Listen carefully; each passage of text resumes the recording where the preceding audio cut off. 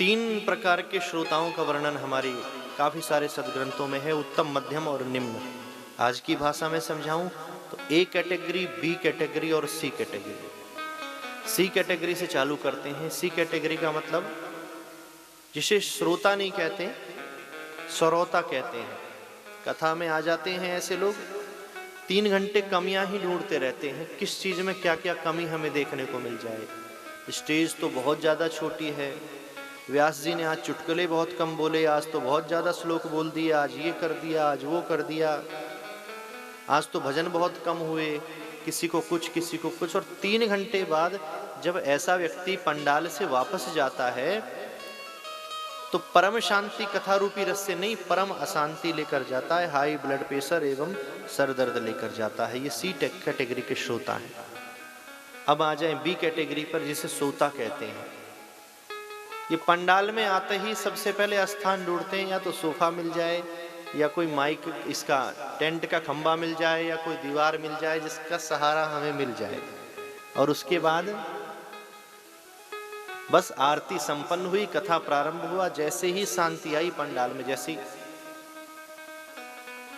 अब शांति है, pin drop silence, pin भी गिर जाए तो आवाज आ जाए, सुई भी गिर जाए। आहा, घर में तो पोता पोती सोने नहीं देते, घर वाले नहीं सोने देते, रात को वैसी नींद नहीं आती, बीमारी नहीं सोने देती, तो कथा में ही प्रयास कर लें थोड़ा सा। प्रयास की भी जरूरत नहीं, अपने आप नींद आ जाती। कल तो मैं देख रहा कि उत्सव में आप लोग नाच रहे और एक सज्जन, वो माता थे या पुरुष थे मैं यहाँ से नहीं बता सकता, क्योंकि फिर आप समझ जाओगे मैं किसके लिए कह रहा हूँ। आराम से जितना तगड़ा उत्सव हो उतनी गहरी नींद उनको आ जाए। बड़ा मैं मतलब उत्सव का भी आनंद ले रहा था और उनके दर्शन का भी आनंद ले रहा था। ये भी परम कृपा है कि कथा में आके इतनी उन्हें शांति मिल गई, इतने शोर शराबे में, इतने उसमें, इतने बड़े बड़े लाउड स्पीकर्स में भी जितना तेज ये बज रहे हैं उतनी गहरी नींद आ रही है। तो कथा शांति तो प्रदान करती ही है। तो इन्हें बी कैटेगरी को क्या कहते हैं? सोता। और जब आरती से पहले व्यास जी बोलते हैं बोलिए गौरी शंकर भगवान की जय, तब आंख खुल जाती है।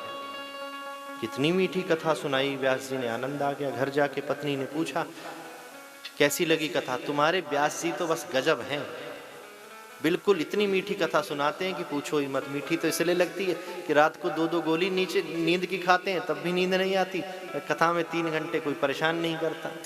तो एक दिन महारानी ने पूछ लिया कि महाराज ये बताओ, सेठ जी की क्या नाम है, कितनी देर आप कथा सुनते हो और क्या क्या प्रसंग आपको अच्छा लगा, किसमें आनंद आया? अब सेठ जी ने कुछ सुना हो जब तो बतावें। इधर उधर की बात करने लगे। सेठानी जी समझ गई कि भाई ये तो सुनते नहीं है, तो सोते हैं। एक और माता ने प्रयास किया पति को पंडाल में लाने का। श्रद्धा रूपी माताएं इसलिए कहा जाता है कि आपकी श्रद्धा ही है जो आपको इतनी अधिक संख्या में ले आती है। हर जगह का यही नियम है। परसों नरसों डॉक्टर साहब कह रहे थे विश्वास की संख्या कम है पंडाल में। मैंने कहा यहाँ नहीं, सब जगह ही कम होती है। और मैंने कहा जो 30% 20% आते भी है ना, ये श्रद्धा महारानी की कृपा होती है कि पिंच मार मार के निवेदन कर करके यहाँ पर ले आते हैं। कोई विशेष ही भाग्यशाली होता है जो अपनी इच्छा से आता है।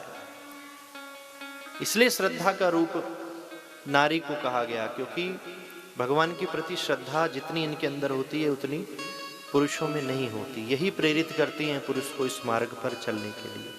तो रोज पत्नी कहे कथा में चलो, कथा में चलो, उनका कथा से कोई दूर दूर तक संबंध ही नहीं। एक दिन कहा चलो चलते हैं, चल दिए, कथा में आ गए। पत्नी बैठ गई बगल में सोफे पे और सेठ जी की थोड़ी देर में समाधि लग गई। और समाधि लगने के बाद उनका मुख जो है वो खुल गया।